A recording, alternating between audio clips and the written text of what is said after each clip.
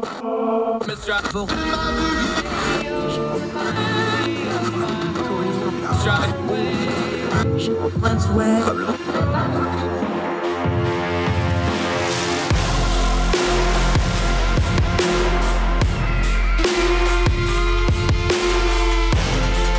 your host, Andrew Donaldson. This is Heard Tell.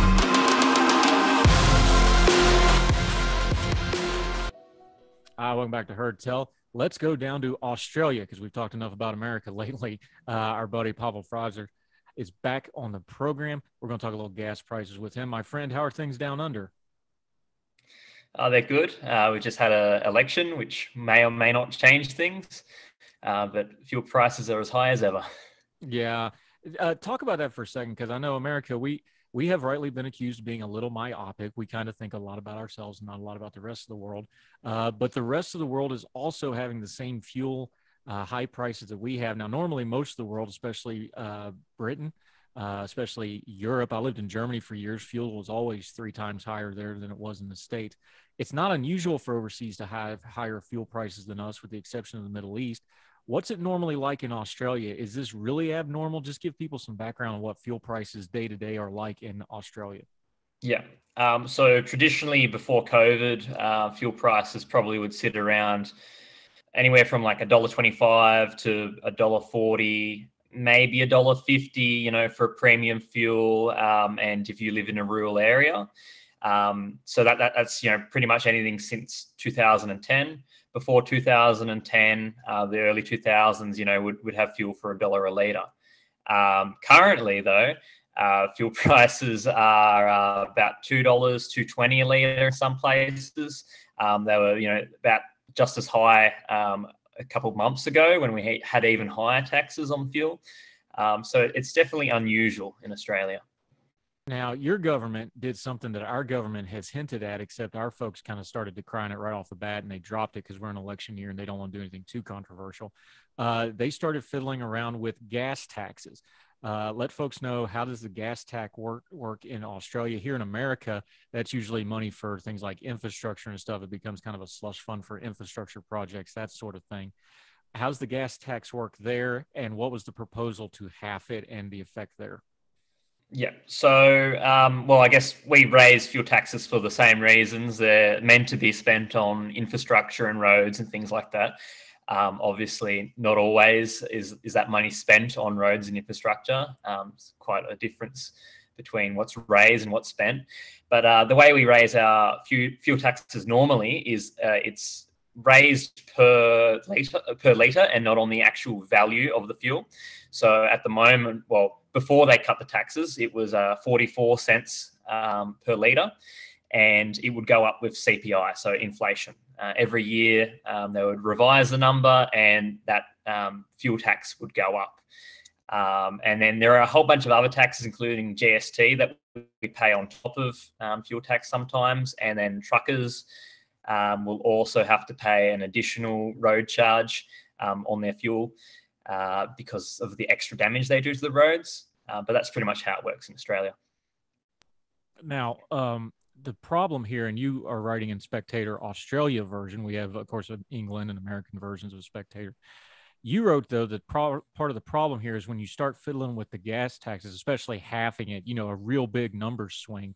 What you're really doing is, aside from a tax cut, it starts manipulating the markets, because we all understand, and we've been talking about it a lot the last couple of years, gas prices are a lagging indicator. Those things, what's happening with the gas pump, that stuff from 6 months, 18 months ago, a year ago, that shows up at the pump. So what you're really doing is artificially messing around with the market, and that's where you get the adverse effects. Yeah. So the most the most damaging thing, I guess, to the fuel prices is just the way that the taxes are raised. So they're not proportional. It's not 10 or 20 or 30, 40% on the actual value of the fuel, but it's a fixed tax. No matter how much the price of oil is actually worth, you must pay a minimum of 44 cents per litre on that fuel.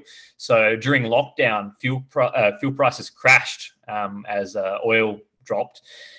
We got to about 90 cents a litre, which is, hasn't been done for 15 years. But it could have dropped a whole lot lower if we had a proportional tax that was, a proportion to the value of the actual product. But by having a levy that's fixed per litre, it acts as a price floor, which manipulates the market. Yeah, Pavel Pfitzner, our friend down in Australia, joining us. Things don't happen in a vacuum; they happen in a sequence. You just mentioned it. Australia had some really strict lockdowns, especially on the East Coast, Sydney, those areas. We talked to some of our Aussie friends. They're like, "Yeah, we can't even go to the market without getting hassled." What part of that effect has it? Because people are coming off of very severe lockdowns. They were controversial lockdowns. Now you got soaring fuel prices. I would say the cultural response to these, we're talking about it on a policy level. I got to imagine these things become cumulative with people getting frustrated. Yeah, there was a lot of frustration with the lockdowns. There was protests, and they got, harassed by the police and tracked down, and basically every one of the people in the protests, got traced and fined, things like that. There definitely has been pushback, but not as much as I would have expected. Especially, we just had our election. Changed our prime minister. Now, there was a whole bunch of minor parties that were running on a anti-mandatory vax campaign or a anti-lockdown campaign. Never again. And they spent millions of dollars, and they really didn't do as well as I thought. But both of the major parties had swings against them, but they went to minor leftist parties instead. Now, the Aussie electorate tends to be. I don't mean this politically, I just mean temperamentally. They tend to be pretty moderate. You don't have really huge electoral changes per se. Things kind of come and go in waves. How much of this change politically, though, was, the Scott Morrison government? They've been in power for a while. The Conservatives have been in power for a while. I got to imagine you're talking about why the parties of the moment, for lack of a better term, or the anti-government parties, they didn't do as well as people thought. Was a lot of the government changeover just kind of some inertia and fatigue, and then this was just the last little bit to push change? Is that more accurate than people actually just getting trapped in the moment and going, oh, that's what did it? Well, there was a whole bunch of blunders by Scott Morrison and the Liberal Party before COVID. There was things with the bushfires, and also during COVID, the actual vaccination rollout was stuffed up. But Scott Morrison is a pretty unlikable person. Doesn't really lack the charm. Doesn't really have the charm that it needs to be a good leader. So he made all these mistakes, before COVID. And which turned a lot of people away from him. But he kind of gained that respect back. But then COVID happened, and realistically, between the two major parties, there really wouldn't have been much of a difference between how they would have handled COVID. There could have been things done better, of course, by the Liberals and by Scott Morrison. But it's kind of he ruined himself, really. There's not so much a pushback against him. It's just he dug his own hole. And deserved the loss. Pavel's joining us. I laughed when you said that, but generally speaking, for an American audience that doesn't keep up with Aussie politics, is it as personality driven as it is here? Is it a big deal that your politicians, especially at the prime minister level, at the legislative level in the parliament, do they need to be charismatic? Does personality matter, or are they usually more concerned with the actual governance? I'd say it's becoming more personality focused. I guess that's a little bit of influence we're getting from America. Traditionally, maybe not so. I guess a large part of the Australian public is just really apathetic to politics and policies. They don't care what the policies are. They don't know what the policies are. So they choose whoever sounds best in the media, or whoever cops the least heat in the media. So it's a really unfortunate system. We also have mandatory voting. So there's just so many people who just did not want to vote, did not know who to vote for, but they get forced to vote.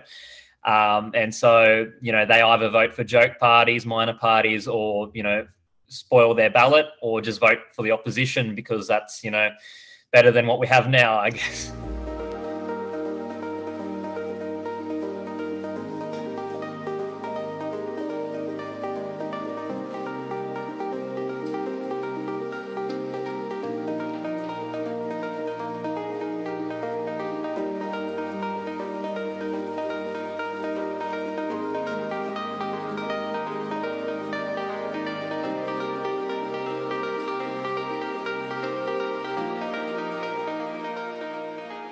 See, this is fascinating. Pavel's joining us from Australia because people here in America sometimes talk about mandatory voting, but you're there, you guys experience, is it your experience that the mandatory voting actually adds to the apathy as opposed to maybe doing away with it, which is the argument of like, well, if everybody votes, there'll be more participation.